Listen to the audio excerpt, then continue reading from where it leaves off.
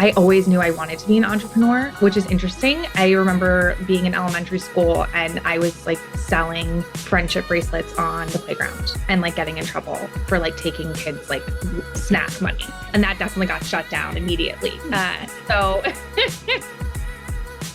That's Alexandra Generales. I'm Cara Duffy, and this is the Powerful Ladies Podcast.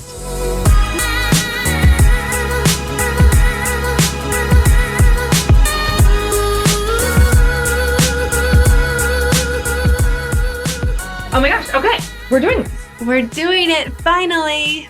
Yeah, we finally have gotten you here to record the podcast, and I'm very excited. Excited to be here. I'm a little nervous. I've never done a podcast before, so. Well, I think you're going to do totally great, so don't stress out about it. Okay. Let's tell everyone your name, where you are in the world, and what you're up to. Okay, my name is Alex. I am in Mission Viejo, California, and I own a boutique marketing agency. And if you hear the dog in the background, that is Birdie, who has destroyed my life. It is not common that most people say a dog has destroyed their life. So what has Birdie done to you? Yeah, I mean, God love him, but I definitely didn't get a dog. I got a toddler, and I didn't realize that. And so, yeah, he has been an adventure and an interesting addition. Actually, it's been so funny because I feel like over the past year, I feel like the universe has been showing me I need to have boundaries. And there's nowhere I need to have boundaries more than with this dog. So in some ways, I feel like it's been a good addition because he has really been testing me. But yeah, he's a toddler. So. And for everyone who has never seen Birdie, he is the cutest dog ever. He's so sweet. Oh. Yeah, he's right behind you. I mean, that picture is just adorable. He's 10 times bigger than that now. Yes. But he's sweet. And so most of what he's doing is just like being a dog and being rambunctious and wanting a lot of your attention all the time. Like, yeah, which, you know, as an entrepreneur and somebody who doesn't have a lot of free time, it has definitely been a struggle. But also, it's so funny. The other day we were on a walk and he doesn't like to walk. He likes to sit and observe. And I was like, this is interesting because it's a life lesson in slowing down. Mm-hmm. And I keep saying, I want to slow down. And I don't. I choose not to every day. And he chooses every day to push me to do that. And I was like, this is interesting. People always say you get the dog you need, not the dog you want. Mm-hmm. So I think that's probably what's happened.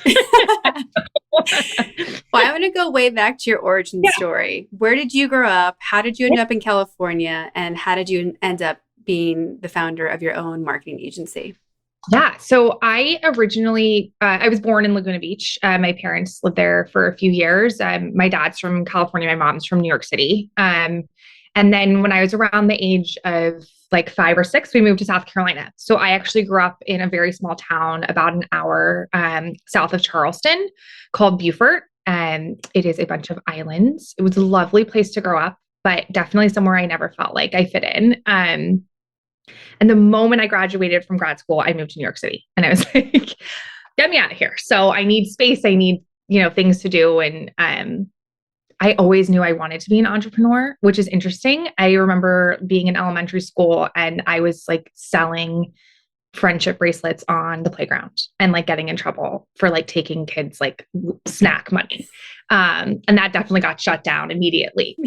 So I had dreams of moving to New York when we used to go visit my mom's family. I remember we used to go to Bryant Park and I would watch all of the women in like their business suits going to happy hour at the Bryant Park Grill.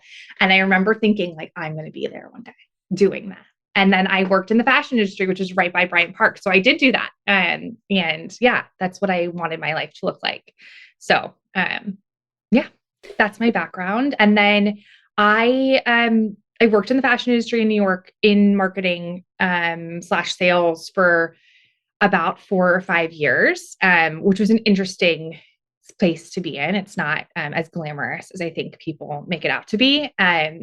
But it was a great opportunity. And I had really interesting, interactions where I realized like, oh, like I can be put in high pressure situations. Like I remember the first trade show we ever went to, the chief buying officer for Target came to our booth and they were like, we're going to make Alex sell to him. And I'd never pitched to anybody in my life before. And I had to pitch to this man and I kind of blacked out. And I think I ended up hitting him in the face with a coat with the zipper. everyone else is like, oh my God, what's happening? But I didn't even notice that it happened. And I just kept going. And so, yeah, so I think pushing myself and putting myself in positions where I don't feel comfortable is something that I, for some reason, seek out. And so I think the entrepreneurial thing is always something I've probably wanted to do. And then, yeah, I found myself in a unique position right before I started my business where a relationship that was really serious ended really horribly. And my boss at the time, quite a few problems. And I was at a place where I was like, clearly I need to leave. And I didn't have a backup plan. So I just full blown like quit my job with no idea of what I was going to doing. And then I got like random side jobs. So I was dog walking. I worked at a boutique. I was a nanny. What else was I doing? Oh, I Airbnb'd my apartments on the weekend so that I could make my rent. And then I just started finding clients. I found one client. It was a boutique fitness studio that used to be a client of myself. And I just started like wandering around. I lived in Hoboken, New Jersey at the time. And I started wandering around Hoboken and like asking people, like, do you need someone to do your social media? Like, do you need someone to do your marketing? And I had no clue really what I was doing. Um, so yeah, so that's kind of how this all started. And then I had this woman who was on HGTV at the time reach out to me like out of nowhere. And the rest is kind of history. And I ended up moving here kind of like right after that. So and you spent a lot of time working with interior designers and architects. It's been one of your really areas of niche. We've had a lot of success with high profile clients. And since you and I have been working together, you've been expanding into other more lifestyle products and things that are giving you a much broader diversity of clients, which I think is actually really fun for you. How was it kind of creating this on your own and trying to figure out how to make it all work? Like, are you someone who was raised to just be resourceful and figure it out?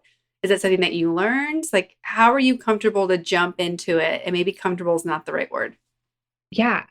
Yeah, that's so interesting. I always think about that. I have conversations recently actually with my mom about this, about like confidence and how like doing things afraid. And I think that that's something I do on a day-to-day basis. And definitely with this, I don't know why I jumped into this without hesitation. And I guess it's probably fair to say that there was definitely like hesitation there, but I did it anyways, which is interesting. And I think I continuously do that.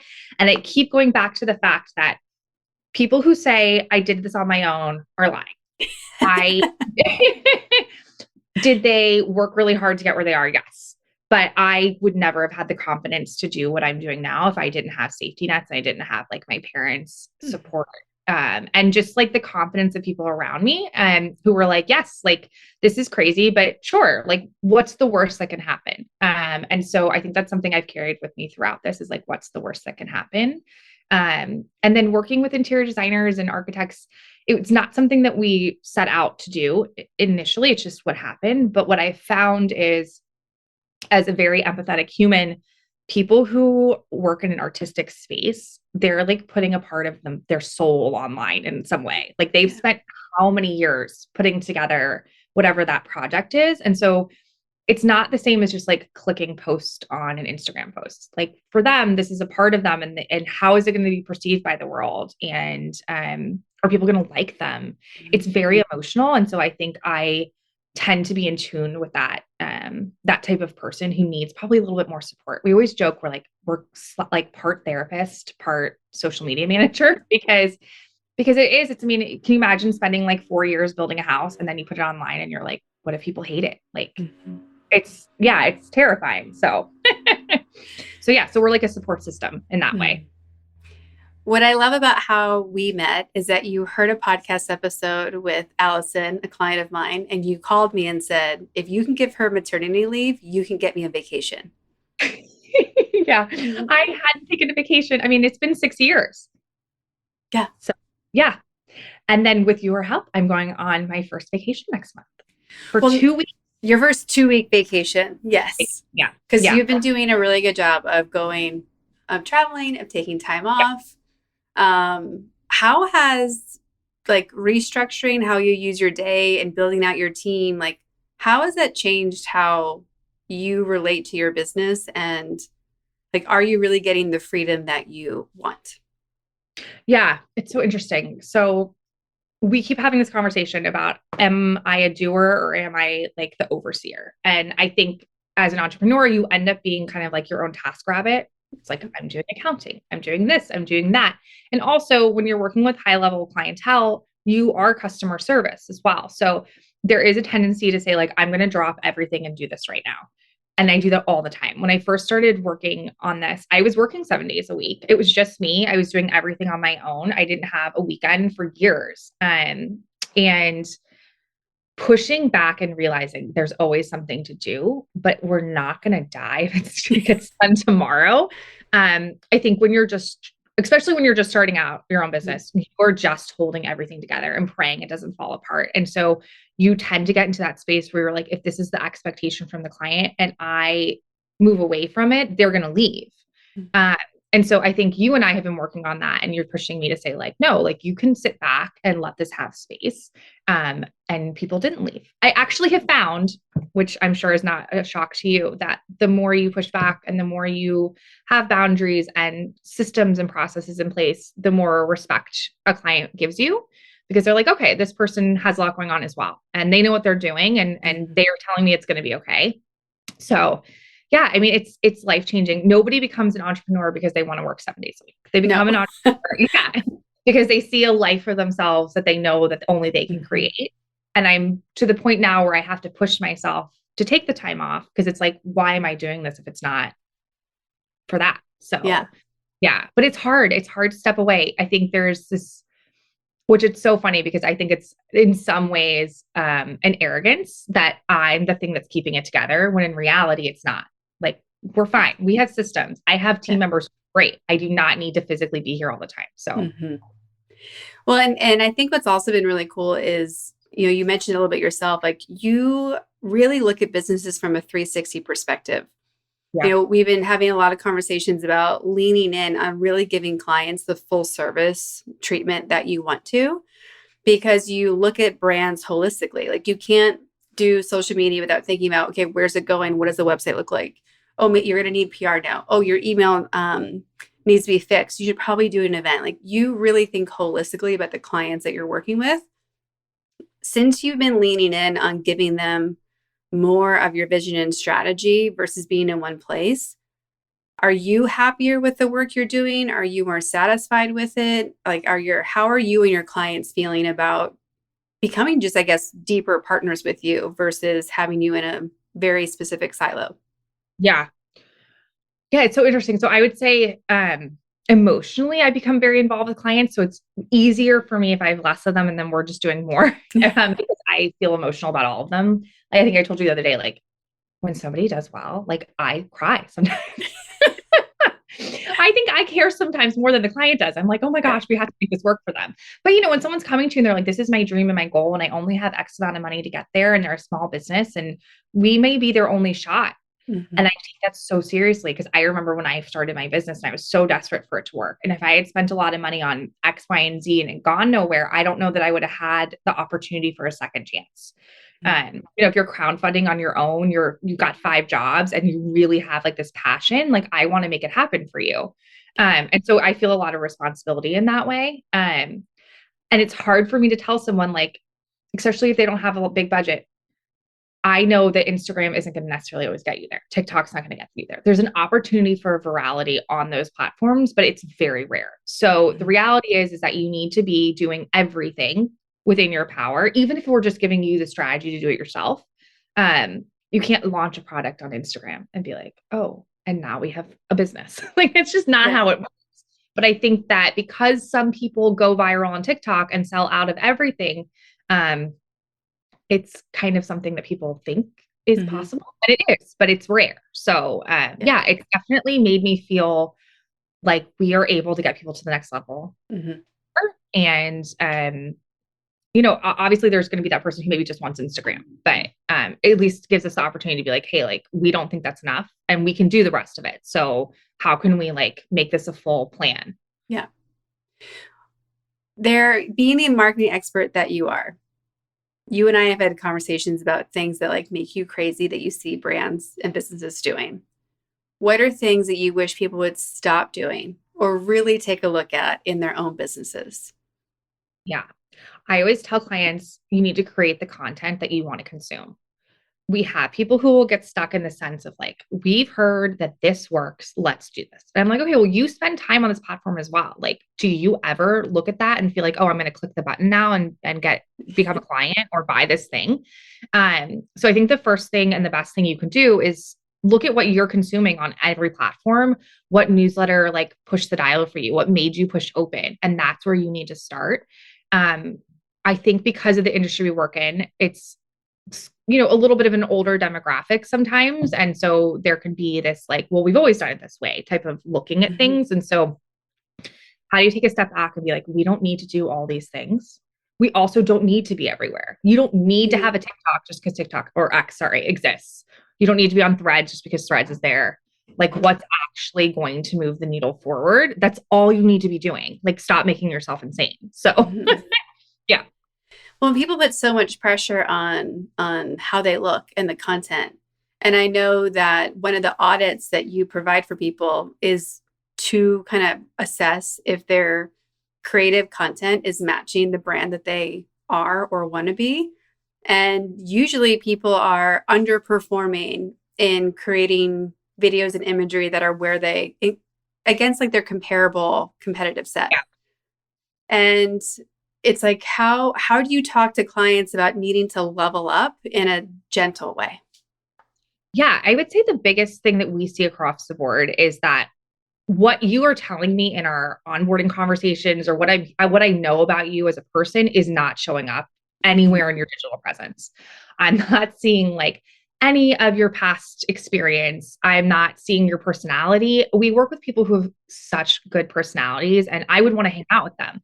And when you're an interior designer specifically, you're hanging out with somebody for like 3 to 4 years because that's how Yeah. long a project takes. So it's not just that we need the work to look good for that industry. We also need people to understand like you're going to want to like if you're going to have a meltdown, this is the person you're going to have a meltdown with. You're going to have a drink with them. You're going to have, you know what I mean? Mhm.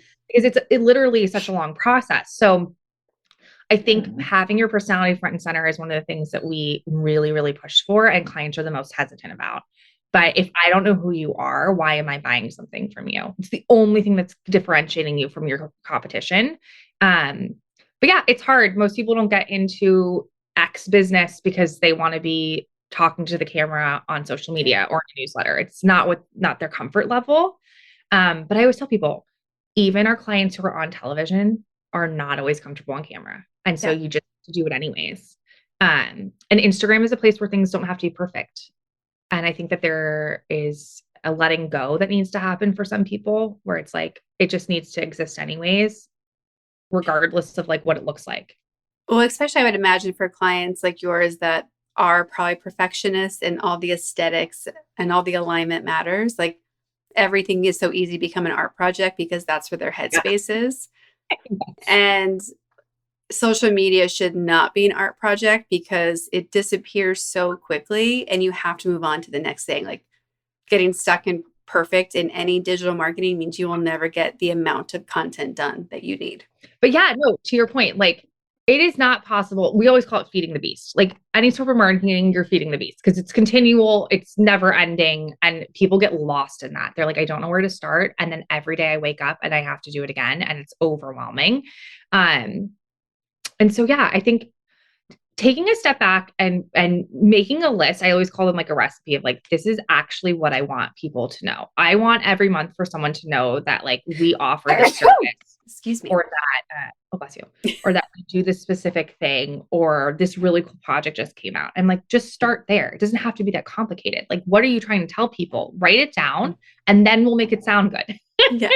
But just start somewhere. And yes, interior designers, especially, well, actually, even architects we find are just so nitpicky about like, let's move this one line to the left a millimeter for the newsletter. And I'm like, okay. But then like now it's not going out on the optimal day or time. We've missed an entire opportunity X over here. So yeah, letting go a little bit. There's so much content. People are consuming it so quickly and they're not they're not absorbing everything that you're giving them. So make it snappy. Something that I see happens with the clients I work with, I see it happening with the clients that you and my other marketing agency clients are working with, dealing with, is that people will spend a significant amount of money to invest in experts like you or I, and then not want to listen to the advice they're paying for.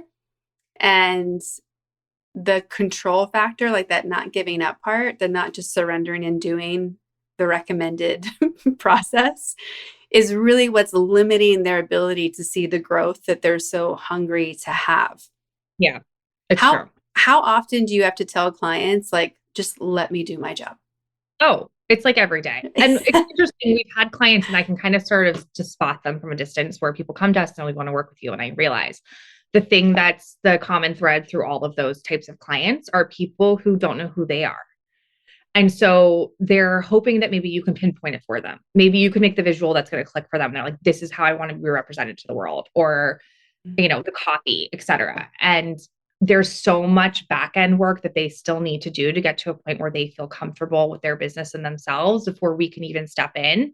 And so it's gotten to the point, actually, the other day I was telling someone, like, I don't think you're ready for us because you don't know what you want yet. You don't know who you are. You don't know how your business like should show up to the world. So until that happens, we don't really have things we can do. So Yeah. Well, and that's part of why you've been adding in the audits and the strategy work that you can do for yeah, people, because there is that bridge people need. And it's hard, like, where we want to work with clients sometimes is very different than where we need to meet them. yeah. How do you choose, like, how far back you will work with somebody? Like, are there things where they have to have these in place when you're like, yes, now you're ready for me? Or are you willing to really start at zero with somebody in their marketing journey? Always willing to start at zero as long as the person's willing to work with us on it. Yeah. So if they're like, yes, I'm all in, I want to start from scratch and I want your help, fine. But I think what we found is the majority of people who don't want to do that also think that they know who they are. So that's not the same Yeah. person. But yeah, if somebody comes to us and they're like, we need help, always happy to start from the scratch. I mean, we've actually helped somebody name their business before, develop their logo, start literally from scratch on their brand story. But if they're not open to doing that and they think they already have it figured out, but they really don't, those are the people where we're like, ooh, we can't help. Yeah. So, yeah. So for everyone listening, if you've hired an expert, let the expert do their job. Yeah. Yeah, for sure. And also stop worrying so much about how people view you. Mm-hmm. My best advice. You're going to find your people online, and there's going to be a ton of people who aren't interested in what you're offering. And that's just the reality of the situation. And it's not a reflection on how people view you personally. And I think that that's where the crossroad is, where things start to get emotional and you start to spiral. People like you. Just because you didn't get a lot of likes on something doesn't mean people don't like you. So, Well, and I think especially when a person is the face of a brand or the name of a brand, we have to create such different boundaries to separate us from the brand. Like, I'm one of those examples where, like, I will talk in third person about myself if I have my like CEO hat on. Like, mhm. Kara needs to go make content, make sure. But then I also have to talk about the brand in third person because it's not me. Exactly. It, Exactly. when someone says no to wanting to work with me, it's not that they don't like me as a human. They might not, but like, I also have such a low care ratio, or rating. But they're saying no to whatever the thing is that we're offering them. And my approach, for better or worse, is that it's not a no forever. It's a no right now. Yeah. But isn't it also just so natural? And I think we do this on our end as well, of feeling your worth through your work. Like, I oftentimes tie how I feel about myself to how I'm doing in my professional work. And I'm sure for people who have kids, it's probably like that as well with that. And so I don't fault them for feeling that way because it's such a human and natural Yeah. response to things. But it's like, how do you consistently take a pause and be like, okay, this is separate from me? And people who are the most creative, artistic, sensitive of our clients, I often tell them, like, just don't look. Yeah. Look at the Instagram. I think it's where creativity goes to die. Mm-hmm. You now are like, your feelings can get hurt. You are feeling down about yourself. You're seeing what other people are doing, and maybe you're thinking it's going better than yours. Like, it's not a healthy space to be if you're constantly in a creative field. I think just stay in your bubble and like get bored and get creative and stop looking at Instagram. So Yeah, it is. It's so important, right? Because I mean, I'll do the same thing of if I didn't hit a sales goal one month, or if a client that I really like wants to take a break, like I'll. But I think where a great way to reframe it is always also what's the opportunity? Because we run so often from critical feedback or no's or being uncomfortable, and it's like, well, hold on, like what is this telling me? Like, is it telling me that this isn't the right time? Am I not focusing somewhere? Is there something else I should be doing? Should I just stop like trying to open the door that doesn't want to go anywhere? Like yeah, true. it's we have to keep be so self-reflective, I think, as entrepreneurs. And that's a whole other task that we need to add to all the other things that we have to do. Yeah, it's very true. Having time to think. Yeah. What are you most proud of as an entrepreneur yourself?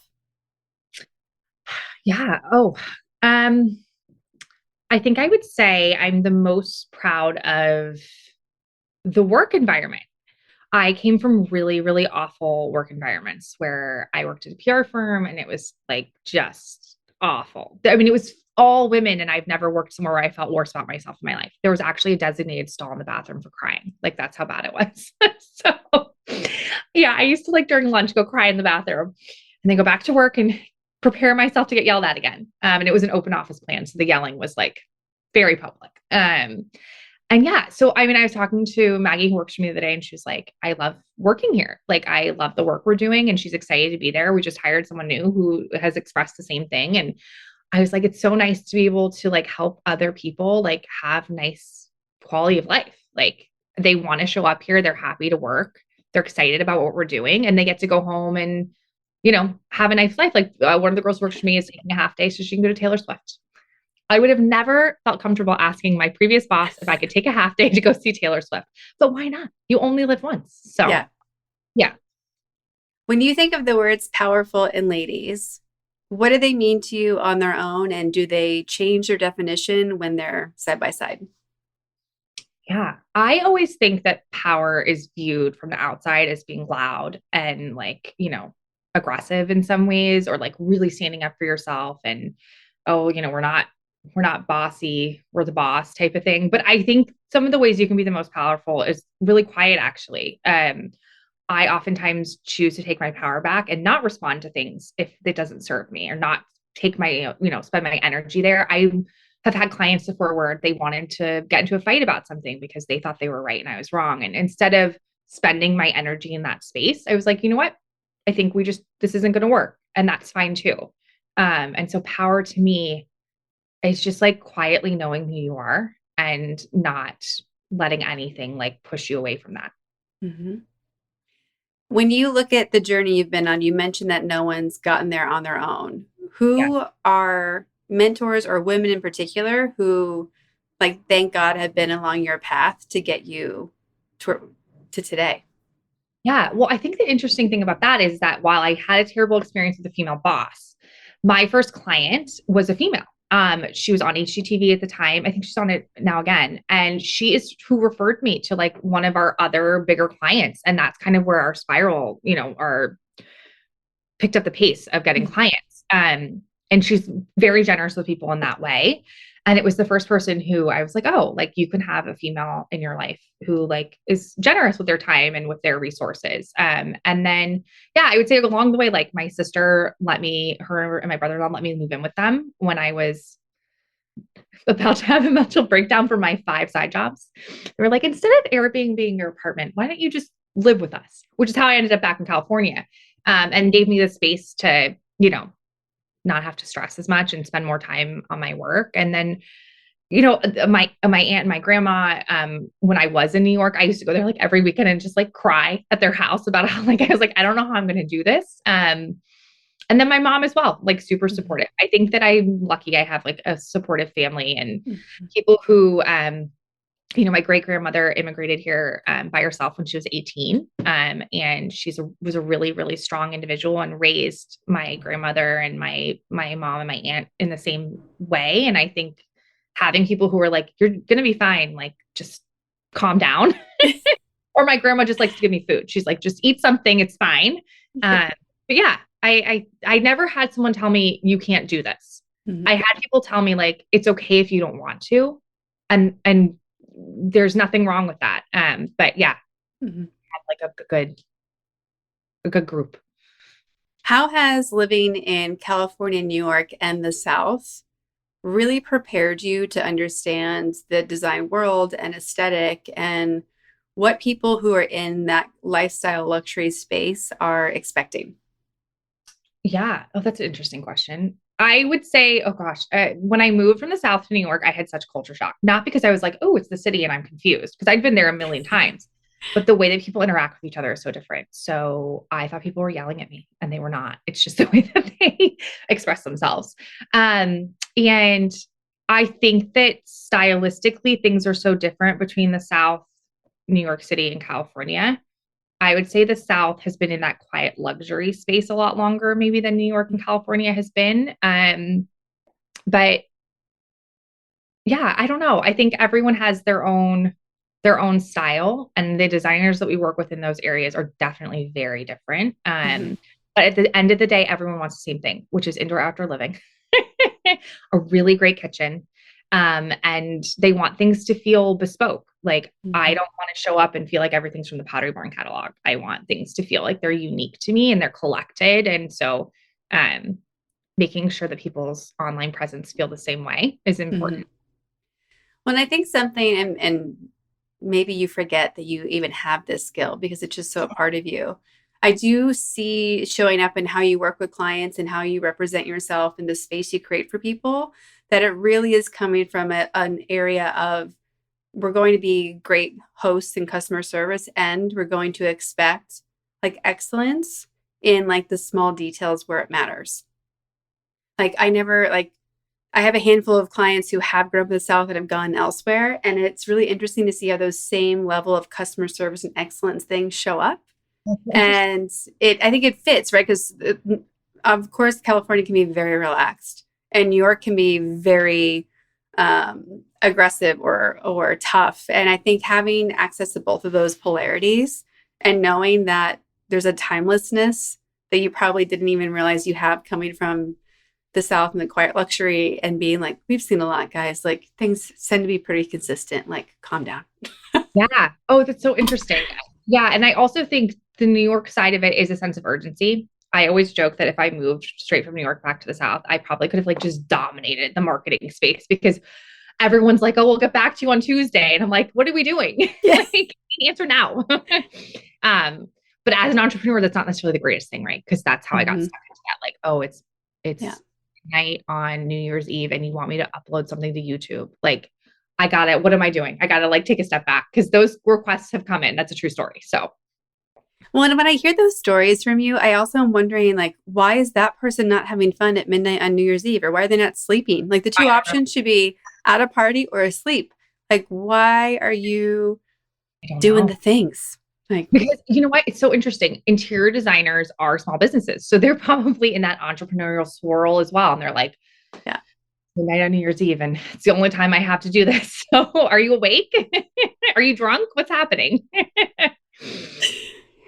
When you look at, the balance that you need to create, we've talked about that you're working 7 days a week, you weren't taking a vacation. So much of that has changed in your business now. What are you doing to take care of yourself? And is that something that you have to constantly prioritize, or is it starting to come more easily? Oh, it's not easy at all. Every morning when I wake up, my initial thought is like, check my email. Like, let's start. So I've had to really fight myself, which is bizarre, to take care of myself and to make sure I have a mental health checklist and that I'm taking care, like going to the doctor and prioritizing those things. Mhm. And I definitely have, I know we've discussed this, I've had adrenal fatigue because of all the work I did and the burnout I had, which I'm still, fighting to get past.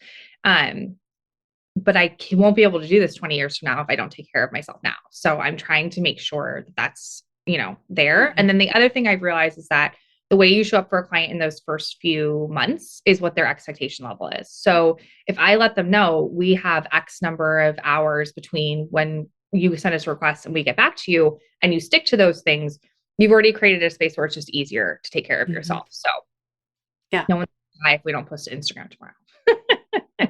When you're not taking care of your clients, what are you doing for fun? You're fine. The beach. I'm always at the beach. I love the beach. I have two nephews and a niece that I hang out with all the time. They're very young and my little best friends.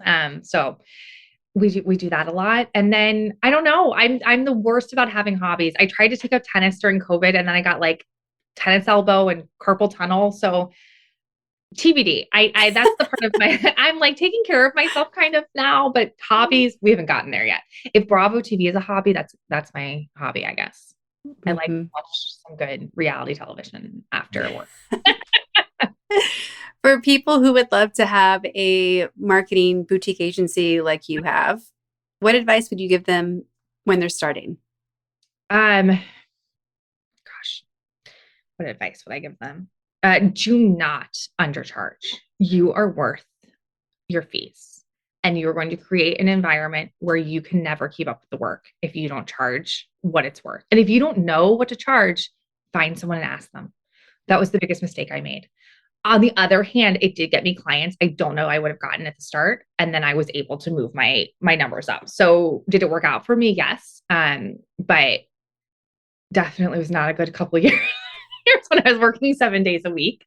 And then my other advice is like, you're going to have just as many like downward slopes as you are up. So this is a roller coaster.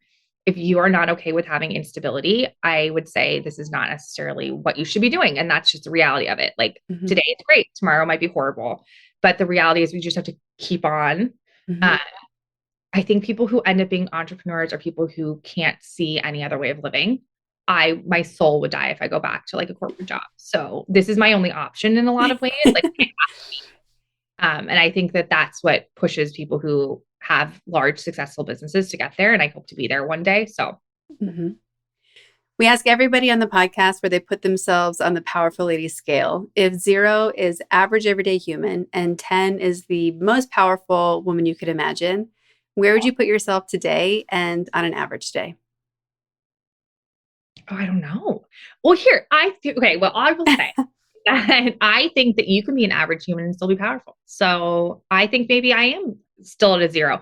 I think I am learning how to trust myself. I'm every day showing up and trying to take care of myself and get past my imposter syndrome and all of that good stuff. I don't think I'm where I want to be, but I also know that like it's a journey. I'm not going to like wake up tomorrow and like all of a sudden not have anxiety or depression issues or any of those types of things. So, yeah, I would say on a good day, I'm probably like a 3, but on an average day, I'm a 0. But that's the thing. It's like, you just do it anyways. So yeah. You do such great work with your clients. You care so much about them. So what type of clients do you want to be attracting and who would you love to be working with? Yes. Oh, okay. I was at a trade show and there was this kindergarten teacher who was making these beautiful handmade like coffee tables. And I know I came back from that and I was like, Kara, I have to tell you about this person. Yeah. I love people who are passionate about something and they're like, but I'm only a kindergarten teacher. I don't see how to make this happen. Or I'm only this. I don't see how to make this happen. And I'm like, no, like I want to make this happen for you. Like everybody has something unique and exciting and special about them. And I think we as a society have pushed people down to feel like they're not good enough, or you have to look this way to be this, or you have to feel this way to do this. And it's like, no, like you can be a kindergarten teacher and have an amazing business. Like you don't have to be just this that you've like put yourself in a bucket as. And so people who are passionate about what they're doing and they're talented and they want us to just like run with it. That's like my dream client always. Yeah. For everybody who would love to work with you, support you, follow you, where can they do all of those things? Yeah. So you can go to littlesocialco.com and we have a form there you can fill out and we're always taking new clients. So yeah, that would be where. Well, I'm just so proud of how committed you are to your business growth, your clients' growth. Like you are always coming to our sessions and our group calls together with just great questions and like really wanting to constantly be leveling up everything in your life that you can. And I just want to acknowledge you for how much you have done that. I'm so proud of you, and I'm so honored that I get to work with you and your team. And it's been really fun when we're collaborating on shared clients also. I just really trust how you're going to take care of them. And it allows me to have a sigh of relief, because I do think that the marketing piece is so hard and complicated, and it can be so overwhelming for a business owner. And there's such bad advice out there about what to do and how to make it overly complicated for no reason. And so it's nice to have Little Social Co. and you and be like, no, like, this is one of the people I trust. Like, they're not going to screw you over. They're actually going to do the work. They're going to be honest with you. They're going to move you forward in a way that is sustainable for your business, and like, listen to them. So thank you for what you do, and that I have you to refer clients to as well. Nice. Well, thank you. I mean, I always tell people, if I could have done something different, I would have hired you sooner. Because, as somebody who's also creative, like, who has anxiety and everything like that, you just need somebody to be like, no, like, you're fine. You're just keep going. So yeah. Which helped us. I think we've doubled our business with you. So yeah. Well, I'm so glad that we finally got you on the podcast. I can't wait for everyone to hear your wisdom, and just knowing that you're out there and you're doing all the hard things and still making it happen. So thank you for your time today and sharing your story. And I get to talk to you later today. Yes.